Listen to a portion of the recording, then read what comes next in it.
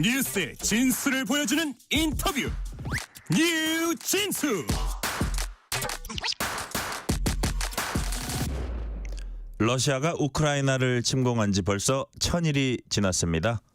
우크라이나가 미국과 영국 미사일로 러시아 본토 공격에 나서자 러시아가 중거리 탄도미사일 발사로 대응하면서 확전 가능성을 언급하기도 했습니다. 여기엔 북한군 파병이라는 중대 변수가 작용했고 이는 우리나라 안보와도 직결되는 사안입니다. 양욱 아산정책연구원 연구위원 전화 연결해서 우크라이나 전쟁 상황 자세히 짚어보겠습니다. 양욱 연구위원님 안녕하세요. 예, 안녕하십니까.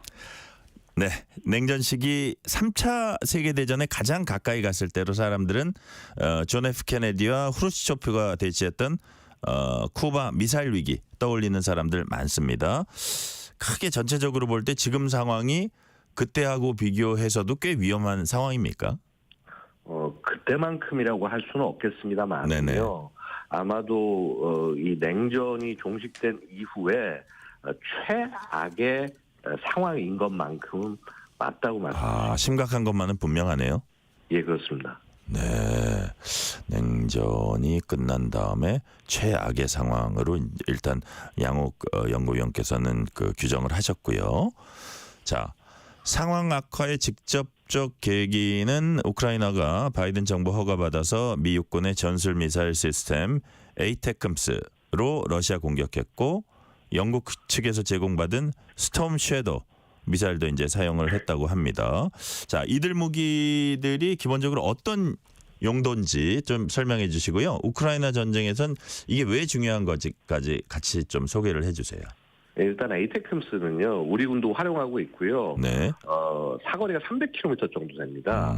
그래서 단거리 미사일이긴 하지만은 그럼에도 불구하고 전구 내에 중요한 시설을 타격할 수 있고, 예를 들어서 지금 쿠르스크 전면 영토에서 공격을 해 들어간다라고 하면은 네. 그 중심 쪽에서 뭐 한 최소 200km 이상 정도에 있는 핵심적인 군사 목표까지 공격이 가능하다는 점에서 위험하다고 할 수 있고요. 네. 자, 영국 측에서 제공받은 스톰 섀도우, 이거는 이제 뭐냐면 항공기 스토바라는 순항 미사일이에요. 예. 그래서 원래 스톰 섀도우가 알려지기는 한 250km 정도 사거리다라고 알려져 있는데 이게 수출형이 그렇습니다. 수출형이 그렇고 네. 영국이나 프랑스에서 사용하는 이 자국군용은요. 내수용. 예. 내수용은 550km의 사거리가 돼요. 아, 그래요. 그런데 이게 무슨 의미냐면요. 쿠르스크에서 모스크바까지 거리가 500km가 약간 뭐 그 정도 거리가 됩니다. 네네. 그럼 만약에 영국 쪽이 직접 전달한 자국군이 쓰던 것들을 직접 전달한 이 스톰 섀도우 미사일이 만약에 우크라이나군에게 전달됐다. 네. 그럼 모스크바를 공격할 수 있다라는 거예요. 바로 그런 맥락에서 이 러시아의 반응이 어느 때보다도 극렬했다. 이렇게 말씀을 드릴 수가 있겠습니다. 이게 한때 뭐 에이테크음스 같은 거는 뭐 게임 체인저다 이런 얘기도 좀 있지 않았었습니까? 그 정도까지는 아닌가요?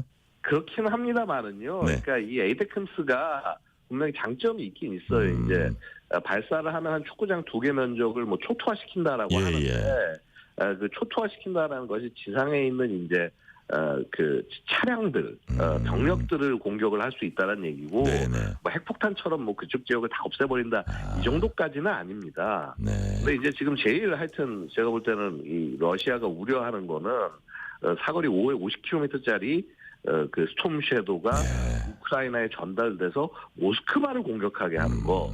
이거만큼은 막아야 된다라는 것이 푸틴의 강한 생각이 아닌가 생각이 그렇군요. 자, 쿠르스크 지역에 배치된 러시아군이 5만 명 정도로 알려져 있는데 참전 북한군이 한 1만 명 정도라고 합니다. 자, 그렇다면 지금 말씀하신 미국과 영국 측 미사일 사용 허가로 북한군이 합류한 그 러시아군 측에 어쨌든 심각한 타격은 줄 수 있다는 거죠. 실제로 본격화되면 충분히 타격이 될 수 있고요. 그리고 이미 사실은 지금 얘기가 나오고 있어요. 뭐냐면은 스톰 섀도우 한 10여 발 정도가 지금 이제 그 쿠스크 쪽을 담당하는 전선 사령부 쪽에 떨어졌는데 여기에 아마 북한군 고위급 장교가 최소 부상을 당하거나 사망하지 않았겠냐. 이런 관측들도 이미 외신에서 나오고 있습니다. 예. 그런 상황이군요. 자, 전쟁이 벌써 이제 1000일을 넘기고 3년을 향해 가고 있습니다. 주요 격전지는 당초 우크라이나 동부 돈바스 지역이었는데 러시아 영토 내 쿠르스크로 이제 확산이 됐고요. 일각에선 교착 상태가 장기화되고 있는 거 아니냐 이런 관측도 나옵니다. 자, 우리 양욱 위원님께서 전체적인 전황 한번 좀 설명을 해주세요. 일단 흐름은요. 사실 이게 보고 있으면은 네. 한국 전쟁과 유사합니다. 아, 그래요? 예, 그게 무슨 말인고 하니 전쟁이 개시가 돼서 거의 한 1-2개월 정도 동안 특히 러시아가 그 4개 정도의 대부대를 갖고 이제 4개 전선에서 공격을 했는데 예. 전선 2군데가 키이우를 공격했어요. 예. 그래서 키이우가 막 함락이 되니 수도가 함락이 되니 안 되냐 하면서 이렇게 되게 풍전등화의 상황이었다가 이것이 이제 그 러시아군의 공세가 꺾이면서 네. 그러면서 이제 갑작스럽게 이제 전선이 그 돈바스 지역으로 경계선으로 이제 확정이 된 거고요. 예. 결국은 이제 거기서 이제 뭐라고 그럴까 우크라이나가 상당 부분 이제 2022년 9월, 11월까지 상당 부분 지역을 회복하고 난 다음에 그때 이 뭐라고 그럴까 형성된 전선이 사실은 지금까지 거의 크게 바뀌지 않고 있어요. 아, 그래요. 그래서 결국 뭐냐면 우리도 그렇지 않습니까? 결국은 인천 상륙 이후에 그다음에 밀고 한번 올라갔다가 다시 좀 뺏기고 내려와서 그리고 이제 1951년 이후로 거의 한 2년 정도 동안 계속 이런 치열한 전선에서의 정체된 정선에서의 전쟁이 이어지지 않았습니까? 그러니까 이른바 고지전 성격의 그 전투가 지금 이어지고 있다 그렇게 보시는 건가요? 맞습니다. 우리는 고지전이지만 이제 여기는 참호전이 되는 거예요. 참호전. 예. 그러니까 일단 그 상태가 계속되고 또 이제 트럼프가 오면은 이거 협상해야 되니까 그 전에 조금 더 일단 뺏어놓고 보자 뭐 이런 생각도 할 것 같아요. 맞습니다. 그러니까 이번에 쿠르스크 공격에 러시아가 병력이 굉장히 부족한데도 불구하고 5만 명씩이나 투입을 한 거. 그러니까요. 특히 심지어 그 자국군으로 다 안 되니까 북한군까지 포함시킨 것도요. 결국은 이 트럼프 당선 이후에 이 협상 국면으로 가기 전에 무조건 쿠르스크를 탈환을 해야 러시아로서는 이 전쟁을 승리한 전쟁이라고 평가할 수가 있기 때문에 지금 저렇게 더더욱 더 사활을 걸고 전투를 하는 걸로 보입니다. 그러니까요. 자, 우크라이나 공격에 따른 대응으로 러시아 측이 대륙간 탄도미사일 즉 ICBM을 발사했다 이런 주장이 한때 나오면서 그 확전 우려가 커진 바가 있는데 결국 좀 확인해 보니까 ICBM은 아니고 중거리 탄도미사일 IRBM인 걸로 이제 확인이 됐습니다. 자, ICBM 그리고 IRBM 어떻게 다른 무기인지 그 좀 비교해서 설명을 해주세요. 간단히 말씀드리면은요. ICBM하고 IRBM의 차이는 사실상 그 사거리 차이밖에 없다라고 말씀드릴 수 있습니다.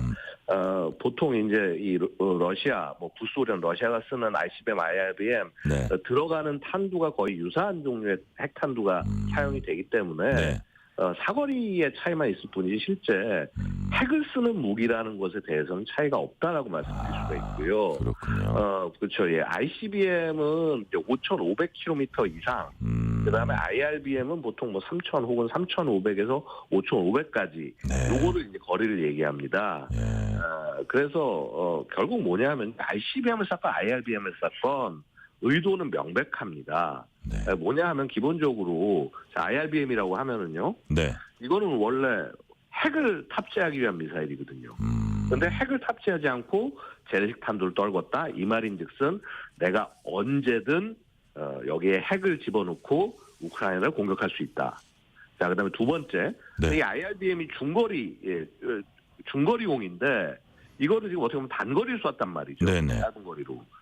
근데 그 말은 뭐냐 하면은, 자, 지금 이것은 이번에는 우크라이나에 떨어졌지만, 다음번에는, 파리가 될 수도 있고, 베를린이 될 수도 있고, 심지어 런던이 될 수도 있다. 라는 그런 메시지입니다. 일종의 위협이네요. 경고. 엄청난 위협이죠. 경고, 위협 내지 경고. 이거를 이제 핵 협박이라고 사실은 얘기를 해야 될 겁니다. 핵 협박. 경고 수준은 이미 넘어선 거고요. 네네. 사실 뭔가 이 발사체를 쐈기 때문에 다만 ICBM까지 안 간 것을 봐서는 그래도 나름 그 러시아가 실제 확전까지는 바라지 않는다라는 것을 보여준 것을 볼 수도 있겠습니다. 그렇군요. 그러니까 예를 들어서 주로 이제 러시아 중거리 미사일 받은 곳이 이제 우크라이나 중동부 도시 드니로프 이런 데가 이제 드니프로요. 이런 데가 이제 공격을 받았는데 여기는 사실은 거리로 따지면은 굳이 IRBM을 안 해도 되는 데인데 아까 말씀하신 대로 IRBM으로 공격했다는 거는 이거 우리가 언제든지 그 핵탄두로 갈아 끼울 수 있다. 이것도 이제 경고하거니와 또 이 방향을 저쪽 파리나 베를린으로 할 수 있다.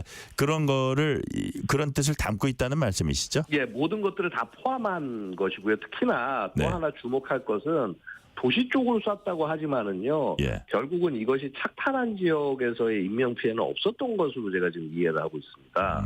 그렇다고 한다면 더더욱 더 핵 협박의 성격이 더 강하다라고 말씀드릴 수 있겠습니다. 그러니까 사실 어떻게 보면 대륙간 탄도미사일, 그다음에 중거리 탄도미사일, ICBM, IRBM 둘 다 핵 협박의 수단으로 지금 사용이 되고 있는 거네요.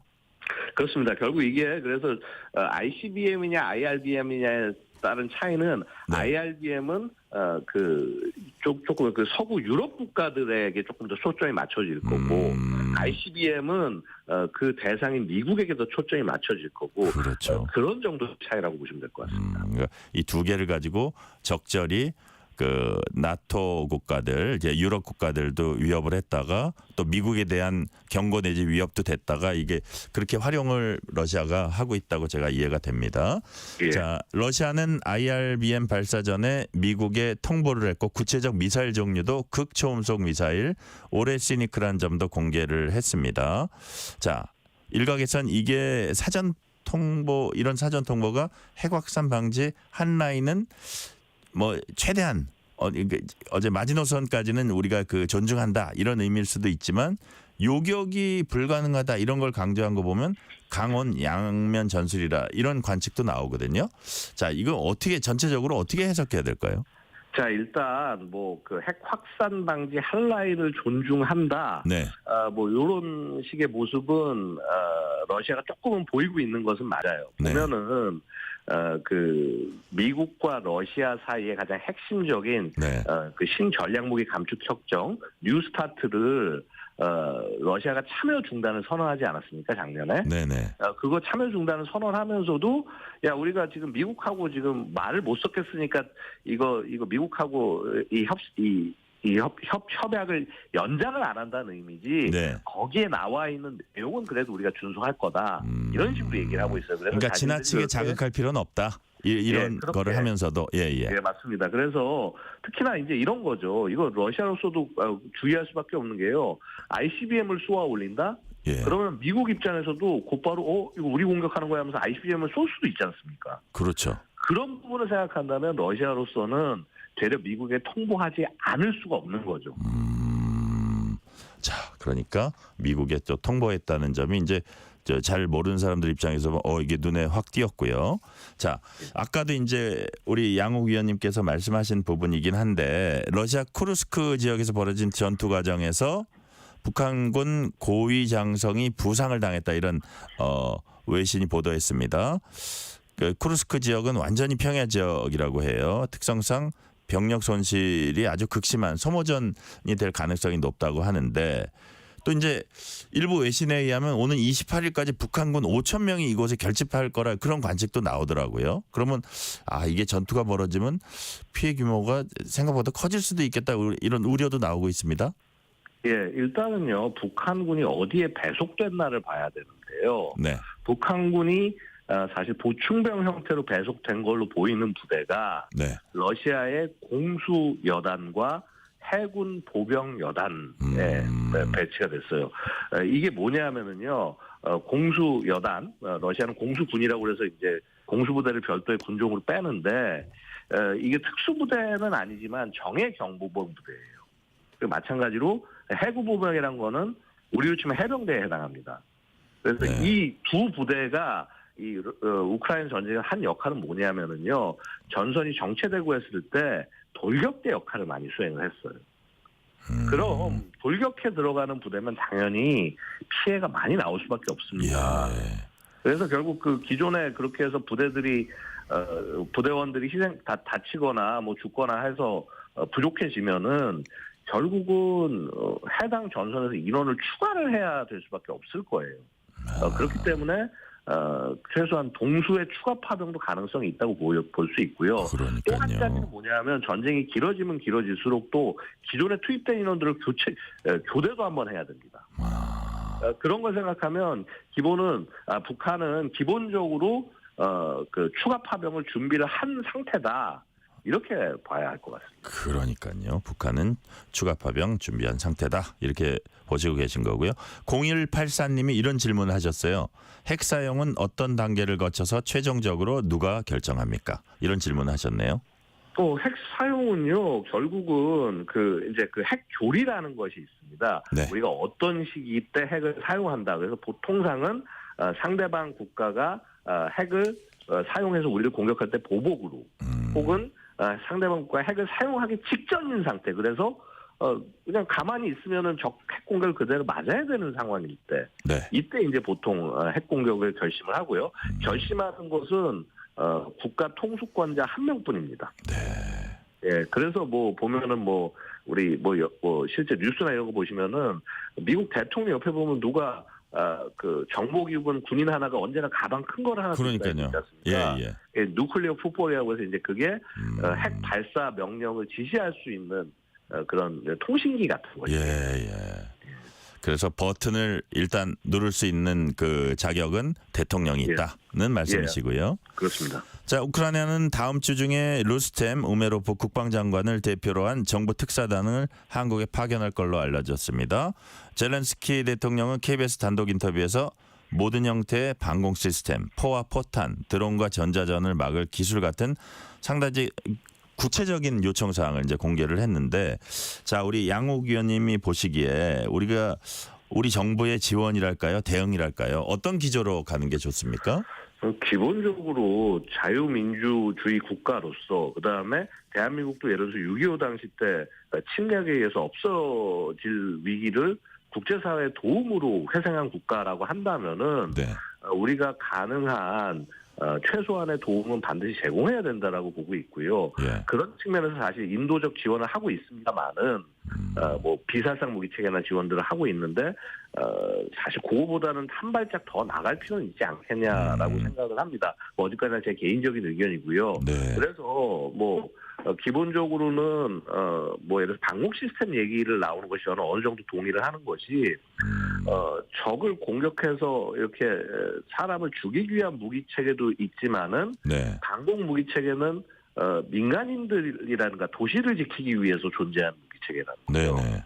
그래서 이런 것들은 물론 살상 무기이긴 하지만 상당히 방어적인 성격이고 상대방이 공격해 들어오는 거 오지 않는다면 이거에 티격 당할 일이 없지 않겠습니까? 그래서 이런 부분에 있어서는 우선적으로 이 지원은 고려해야 하지 않겠나. 다만 지금 우리 국내에서 개발 중인 이제 생산 중인 천궁2 같은 경우는 아직 국내에도 지금 한참 아마 배치가 되고 있고 해외 수출로 좀 물량이 충분치가 않기 때문에 이거를 곧바로 빼주는 것은 좀 어려울 것 같고요. 왜냐하면 우리 대북 태세가 중요하니까.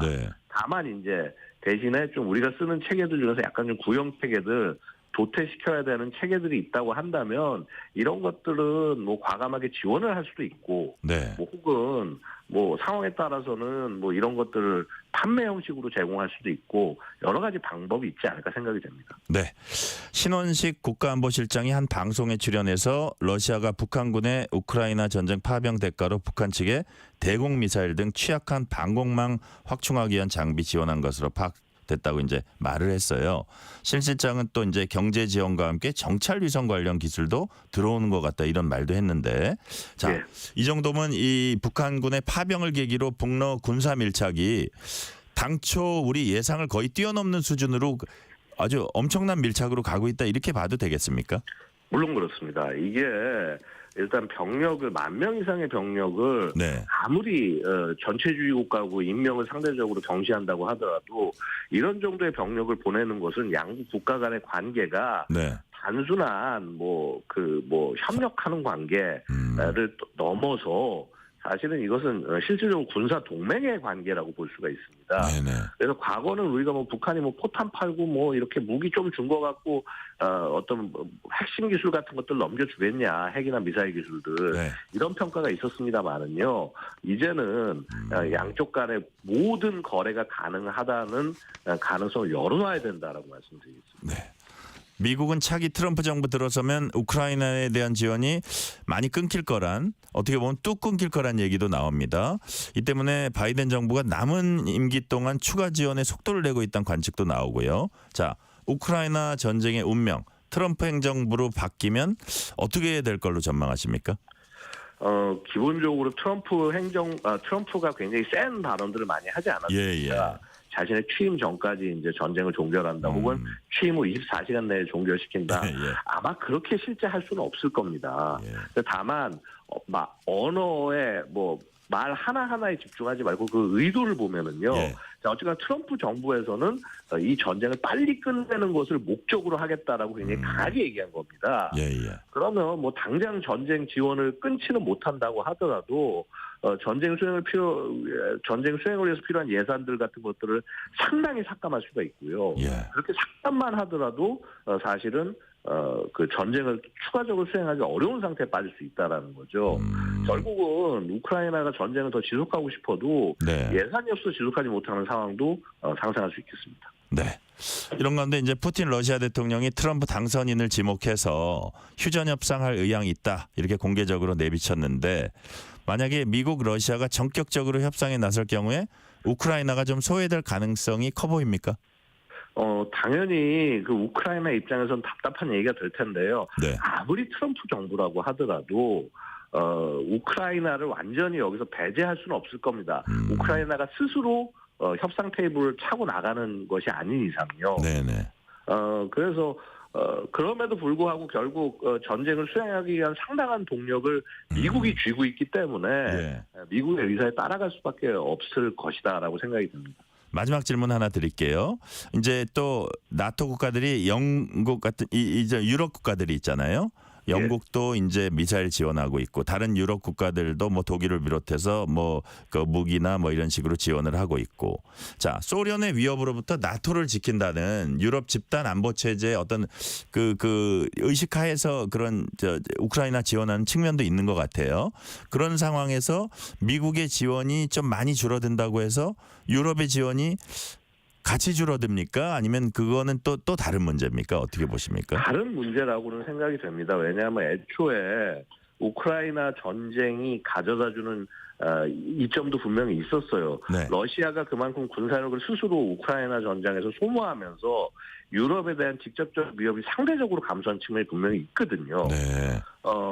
그런데 또 이런 측면이 있습니다. 사실 그동안 트럼프가 비난을 해온 것 자체가 틀린 말은 아닌 것이, 유럽이 그동안 자신의 방어에 비용을 너무나 쓰지 않고 준비태세를 게을리했다라는 표현, 특히 그래서 사실은 지금 이 나토의 실질적인 안보태세는요, 네. 그간 미국이 하드캐리 해온 것은 사실입니다. 2차 세계대전 끝난 이후로 여태까지 단 한 번 그게 바뀐 적이 없습니다. 그러니까 그런 것들이 재조정될 수는 있다는 말씀이시군요. 예, 그렇습니다. 네, 오늘 말씀은 여기까지 듣겠습니다. 지금까지 양욱 아산정책연구원 연구위원이었습니다. 말씀 감사합니다. 예, 감사합니다.